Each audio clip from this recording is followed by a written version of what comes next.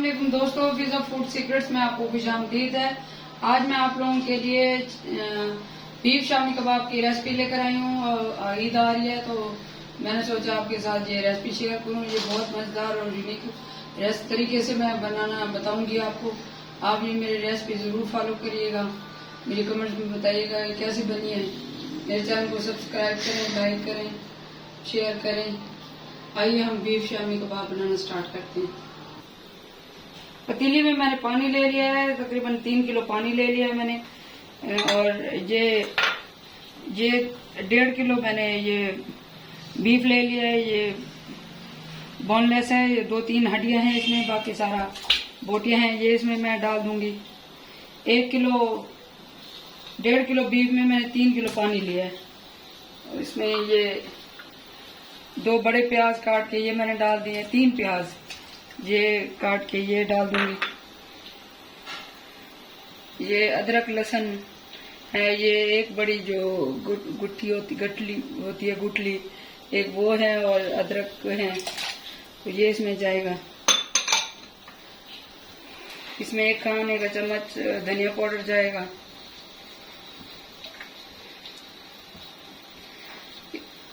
ये 1 टीस्पून इसमें जीरा पाउडर जाएगा। और ये शामी कबाब मसाला है, ये तकरीबन इसमें 4 टेबलस्पून जाएगा।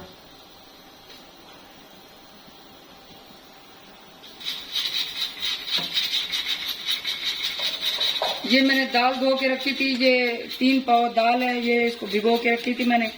ये इसको सुबह इसको भिगो के रख दिया था। तकरीबन इसको 7 घंटे मैंने भिगो दिया था। तो ये दाल डाल दूंगी मैं इसमें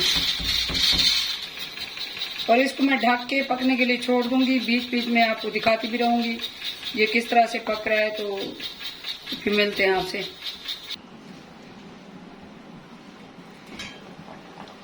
ये इसको तकरीबन 10 मिनट हो चुके हैं, ये 15 मिनट हो चुके हैं ये पकते हुए। तो इसको मैंने मीडियम आंच पे इनको गला रही हूँ। तो इसको तकरीबन 1 घंटा हम पकाएंगे। तो फिर मैं आपको दिखाती हूँ। ये शामी कबाब ऑलमोस्ट पक चुके हैं। ये उनका जो है ये बैटर ये पक चुका है। इसको मैं अभी 4-5 अभी थोड़ा सा पतला है तो 4-5 मिनट और इसको भून लूंगी, फिर मैं आपको दिखाती हूँ। ये इसका पानी मैंने अच्छे से खुश्क कर लिया है, ये इस तरीके से। अब इसमें जो 1-2 हड्डियां हैं वो निकाल के इसको मैं चॉपर में डाल के चॉप कर लूंगी, फिर मैं आपको दिखाती हूँ।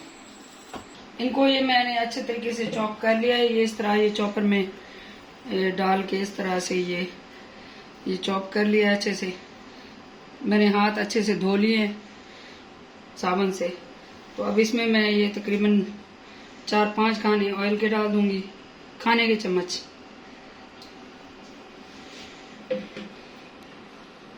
इसमें ये हरा धनिया और हरी मिर्च मैंने चॉप की है, तो इसको ये इसमें मैं ऐड कर दूंगी पानी अलग करके।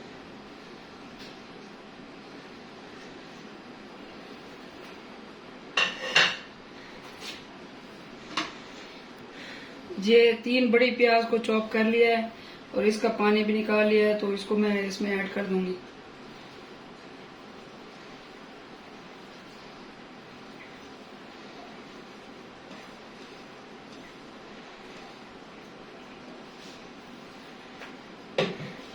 ये इस तरीके से ये बहुत मज़ेदार बनते हैं, बहुत ही क्रिस्पी और जूसी, इतने मज़े के होते हैं। आप यकीन करें इस तरह का टेस्ट मैंने आज तक बाहर कहीं, ना किसी के घर, ना कहीं बाहर के कहीं भी नहीं खाया जो ये मैं अपने बनाती हूँ।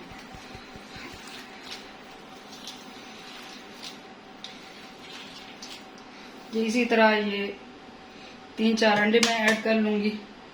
ये अंडे को पहले मैं कटोरी में निकालूंगी, कहीं खराब या कोई ना हो। तो ये अंडे आप जब भी किसी चीज में डालें तो उसको किसी बर्तन में पहले निकाल के चेक कर लिया करें। इसी तरह दूसरा अंडा भी।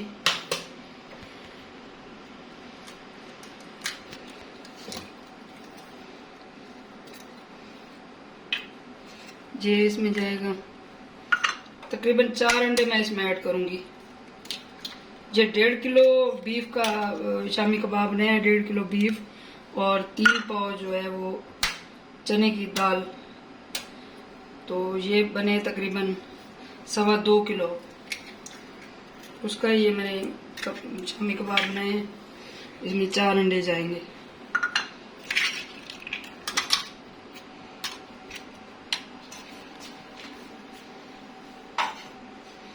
इन सब सारे चीजों को मैं अच्छे से मिक्स कर लूंगी इस तरह।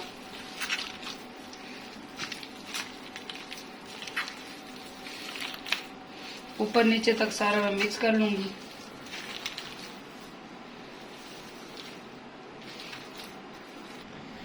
इनको मैंने अच्छे से मिक्स कर लिया है। ये मिक्स हो गए हैं तो इनको मैं अब शेप दे लूंगी इस तरह।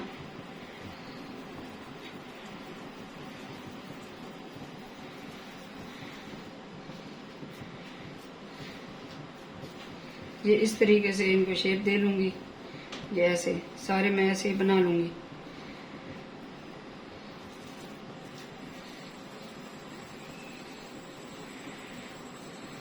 इसमें ऑयल डला हुआ है तो हाथ को पानी या किसी और चीज कुछ भी लगाने की जरूरत नहीं है, ये चिपकेंगे नहीं। ये इसी तरह आराम से मजे से, ये देखें कितने खुश हो रहे हैं, ये खुशी से फूले जा रहे हैं।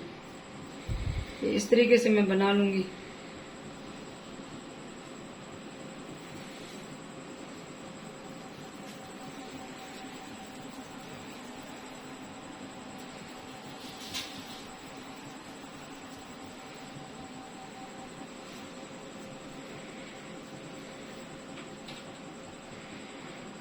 अगर इसमें कोई हड्डी वड्डी रह जाए तो वो निकाल लिया करें।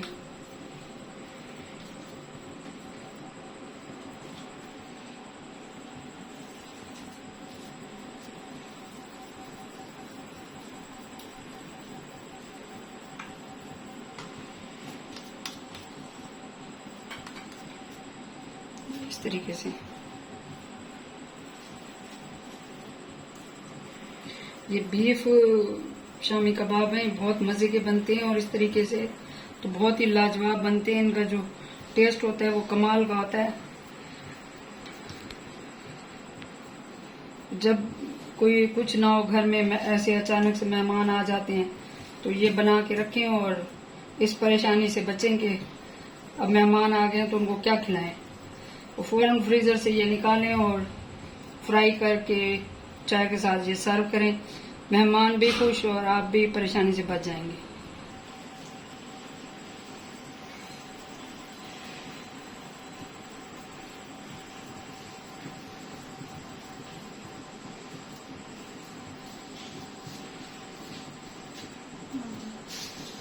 ये प्लास्टिक का मैंने कंटेनर, डब्बा, जो भी कह लें उसको, ये ले लिया है।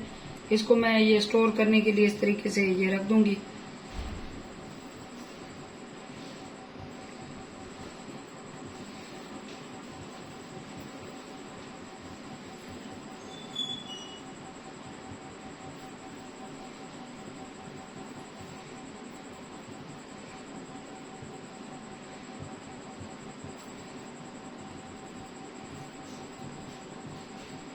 इस तरीके से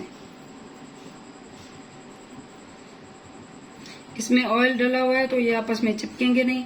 तो वैसे भी एहतियातन मैं इसके ऊपर बटर पेपर रख दूंगी, फिर मैं एक लेयर फिर बटर पेपर मैं आपको दिखाती हूँ।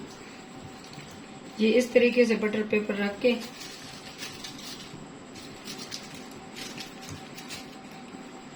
ये इस तरीके से ये इसी तरह मैं ये एक एक लेयर रखती जाऊंगी और बटर पेपर रख के फिर इसको फ्रीजर में फ्रीज कर लूंगी। इसको 1 महीना तक हम फ्रीजर में रख सकते हैं आराम से।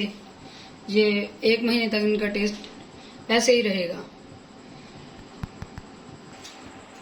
ये एक पैन में मैं ये ऑयल ले लूंगी। ये हमने शैलो फ्राई करने हैं, डीप फ्राई नहीं करने, तो ऑयल इसमें कम ही डालूंगी मैं। ये फ्राई करने के लिए मैंने शामियों को शेप दे लिया है। तो इसको ये शामी उठाया, इसमें अंडे में ऐसे डिप किया और इसको इस तरह ये इसमें ये एक और उठाया इस तरह अंडे में डिप किया और इसको ऐसे ये इसी तरह सारों को मैंडा लगा के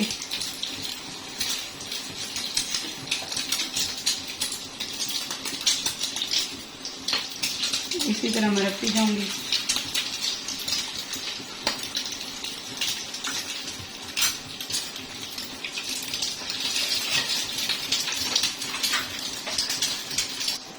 ये एक साइड से पक चुका है, सिर्फ 2 मिनट, क्योंकि इसमें सारा कुछ पका हुआ है, दाल भी पकी हुई है, गोश्त भी पका हुआ है, तो इसको हम 3-4 मिनट फ्राई कर लेंगे।